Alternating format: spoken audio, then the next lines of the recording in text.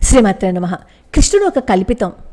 కృష్ణుడు ఎక్కడున్నారు, మీరన్నీ కల్పించి చెప్పేశారు అంటూ ఉంటారు. అలాగే కృష్ణ పరమాత్మ గురించి అవాకులు చవాకులు పేలుతూ మాట్లాడుతూ ఉంటారు. ఎందుకంటే మన సినిమాలు కృష్ణ పరమాత్మ గురించి అలా చూపించారు. రాసలీల చేశారు అని, ఎప్పుడూ ఆయన రాసలీలలోనే గడిపేవారని అంటారు. కానీ కృష్ణ పరమాత్మ అస్కలిత బ్రహ్మచారి. అసలు కృష్ణుడు ఎవరు అనే ఒకే ఒక్క ప్రశ్న వేస్తే దానికి 100 సమాధానాలు చెప్పచ్చు. ప్రేమకి ఒక ఆకారం వస్తే దాని పేరు కృష్ణుడు. ఉదాత్తమైన ప్రేమ భావకులు రాధాకృష్ణులు, గోపికల శ్వాస ప్రాణము అన్నీ కృష్ణ పరమాత్మే. కుచేలుడికి ఒక మంచి స్నేహితుడు, జగత్తుకి గురువు, భగవద్గీతను అందించిన గీతాచార్యుడు, అంతకు మించి రాజనీతిజ్ఞుడు, రణతంత్రవేత్త, విజయుడికి సారథి, విజయానికే సారథి. అసలు ఆయుధం పట్టకుండానే పాండవులకి విజయాన్ని కట్టబెట్టినవారు. పుట్టినప్పటి నుంచే మృత్యువుతో చెలగాటమాడినవాడు. తాను చెప్పినట్టల్లా మృత్యువుని ఒక ఆట ఆడించాడు. అయితే భాగవతము, మహాభారతము శ్రీకృష్ణ పరమాత్మ ఉనికిని చాటే ఇతిహాసాలు. భాగవతంలో మనకి కృష్ణ పరమాత్మ కథ ప్రధానంగా ఉన్న రకరకాల కథనాల సమాహారం అది. మహాభారతం తెలిసిందే, కురు పాండవుల కథ. ఈ రెండింటిలోనూ కీలక పాత్రధారి కృష్ణ పరమాత్మ. మనకి తెలిసినంత వరకు కృష్ణ పరమాత్మ చిన్ననాటి నుంచే చాలా లీలలు చేసి చూపించారు. పసివాడిగా ఉన్నప్పుడే పూతన మొదలైన రాక్షసులని హతమార్చారు, రేపల్లె ప్రజలను కాపాడారు. పెద్దవాడైన తర్వాత పాండవుల పక్షాన ఉండి కురుక్షేత్ర సంగ్రామాన్ని అంతా తానే అయి నడిపించారు. ఎవరిని ఎప్పుడు ఎక్కడ ఎలా ఏం చెయ్యాలో బాగా తెలిసినవాడు కాబట్టే ఆయన జగద్గురువు. భారత రామాయణాలని మనం ఏదో జరిగాయట టా టా టా అని మాత్రమే మనం చెప్పుకుంటూ ఉంటాం. మనలో మనకే బోలెడన్ని విభేదాలు, భిన్నాభిప్రాయాలు. అంతర్జాతీయ స్థాయిలో సైతం దీని మీద ఎంత పెద్ద ఎత్తున పరిశోధన జరిగింది అంటే మాటల్లో చెప్పలేం. మన నాగరికతకు సంస్కృతికి మూలాలు ఇవే కాబట్టి వీటి రహస్యాన్ని ఛేదించారు. మనవాళ్ళు మాత్రమే కాదు, పరాయి దేశస్థులు కూడా వీటి రహస్యాన్ని ఛేదించారు. రష్యా, గ్రేట్ బ్రిటన్, దక్షిణ అమెరికాలకు చెందిన సైంటిస్టులు మహాభారత కాలాన్ని ఖచ్చితంగా తేల్చారు. మహాభారతం జరిగి దాదాపుగా 5245 సంవత్సరాలు, ఇది అప్రాక్సిమేట్లీ అనమాట, అన్ని సంవత్సరాలు ముందు జరిగింది.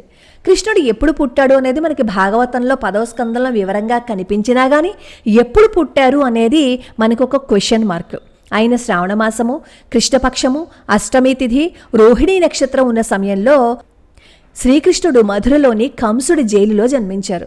భూమధ్య రేఖకి 27.25 డిగ్రీల ఉత్తరాక్షాంశము, 77 డిగ్రీల తూర్పు రేఖాంశం మీద ఉన్న ప్రదేశంలో జగన్నాథుడు పుట్టాడు.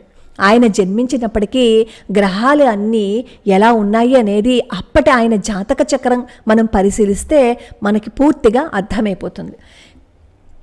అయితే ఎన్నో పరిశోధనలు చేసి కృష్ణ పరమాత్మ చంద్రమహాదశలో పుట్టారు అని చెప్తారు. ఈ గ్రహాలన్నీ ఏ ఏ కోణాలలో ఏ ఏ డిగ్రీస్లో ఉన్నాయో ఇవన్నీ వాళ్ళు లెక్కగట్టి కృష్ణుడి జన్మకాలాన్ని లెక్కిస్తూ వెళ్ళారు.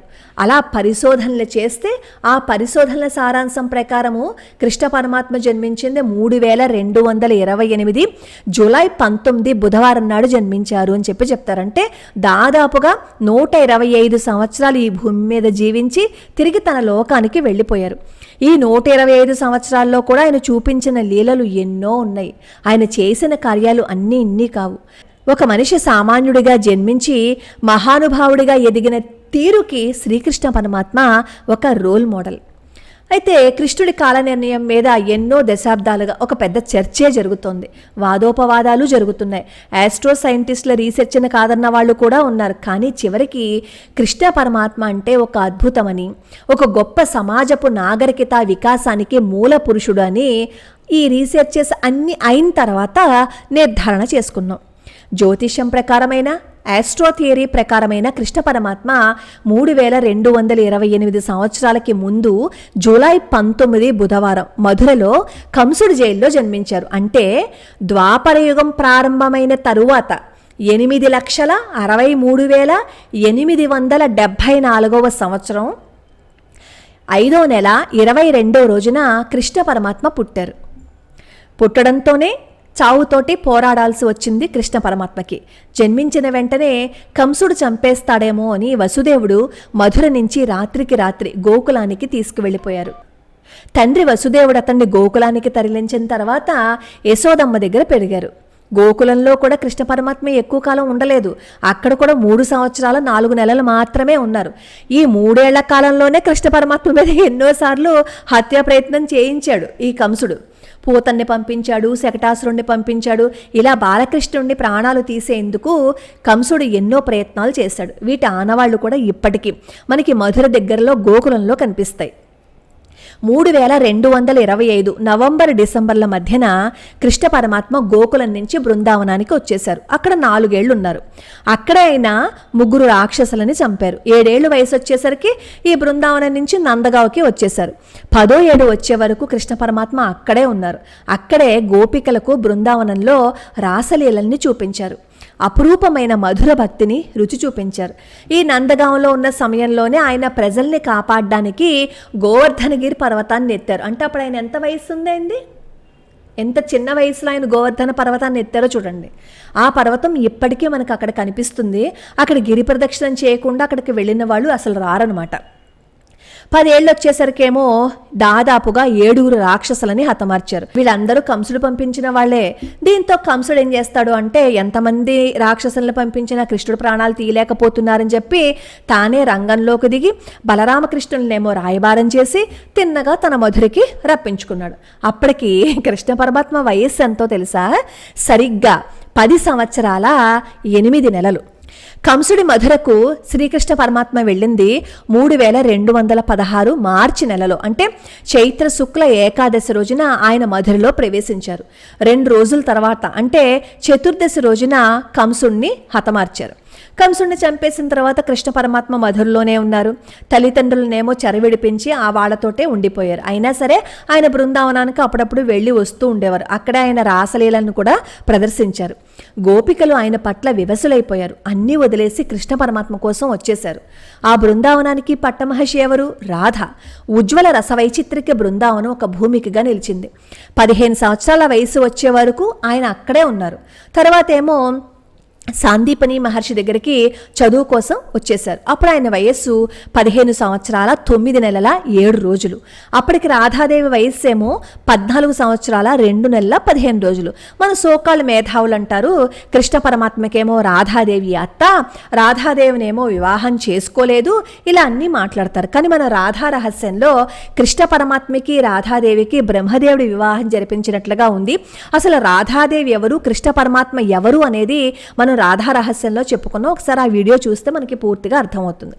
అయితే 3212 ఏప్రిల్ 26వ తేదీన కృష్ణ పరమాత్మ విద్యాభ్యాసాన్ని సాందీపని గురువు దగ్గర ప్రారంభించారు.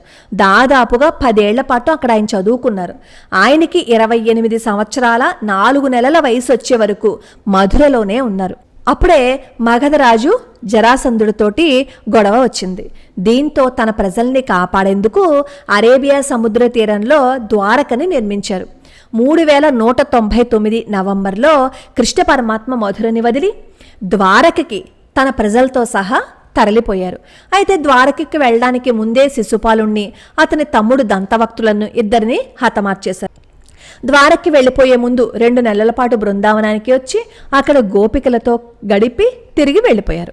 ద్వారకకు వెళ్ళిన తర్వాతే రుక్మిణితో సహా 8 మందిని వివాహం చేసుకున్నారు. ద్వారకలో ఆయన గడిపింది 96 సంవత్సరాల 8 నెలలు. కృష్ణ పరమాత్మ 90 సంవత్సరాల వయసులో అంటే 3138లో కురుక్షేత్ర యుద్ధం జరిగింది. యుద్ధం ముగిసే నాటికి ఆయన వయస్సు ఎంతో తెలుసా? 89 సంవత్సరాల 2 నెలల 7 రోజులు. అంటే మహాభారత యుద్ధం ముగిసింది 3138 సెప్టెంబర్ 26నమాట. ఆ తర్వాత మరో 35 సంవత్సరాల పాటు బలరామకృష్ణులు ఈ భూమి మీద ఉన్నారు. 3102 ఫిబ్రవరి 18 శుక్రవారం మధ్యాహ్నం 2:27 కృష్ణ పరమాత్మ వైకుంఠానికి వెళ్ళిపోయారు. ఆర్కియాలజిస్టులు మన దేశంలో ఉండి నిర్ధారించిన అంశాలు ఇవి. మన ఆర్కియాలజిస్టులు చెప్తే తప్ప నమ్మం. మన పురాణాలు అవన్నీ మనకి నమ్మే బుర్ర బుద్ధి ఎప్పుడో పోయిందనుకోండి. ప్రపంచంలో ప్రాచీన చరిత్రని, సంస్కృతిని, నాగరికతని శిథిలాల ద్వారా, వాటి డిఎన్ఏల ద్వారా నిర్ధారించడానికి ఆర్కియాలజీ పద్ధతులు శాస్త్రీయంగా ఉన్నాయి. వాటినే ఉపయోగించి వాళ్ళు చెప్పిన అంశాలు ఇవన్నీ రికార్డెడ్ వెర్షన్స్ కూడా ఉన్నాయి. మనం మన కల్చర్ని నమ్మం, అసలు తర్కానికి అందడం లేదు అంటూ అందంగా వ్యాఖ్యానించి చాలా ఫ్యాషన్గా సమాధానాలు చెప్పుకుంటాం. ఇప్పటికైనా మన మూలాల్ని తెలుసుకుని అవగాహన చేసుకునే ప్రయత్నం చేస్తే తర్వాత తరాల వాళ్ళకి మనం వాటిని అందించిన వాళ్ళం అవుతాం. అయితే చాలామంది అంటున్న మాట ఏంటంటే, కృష్ణుడు రాసలీల చేశారు కదా, అస్ఖలిత బ్రహ్మచారి ఎలా అయ్యారు అని చెప్పి అడుగుతున్నారు. ఆ విషయం రేపటి వీడియోలో మనం తెలుసుకుందాం.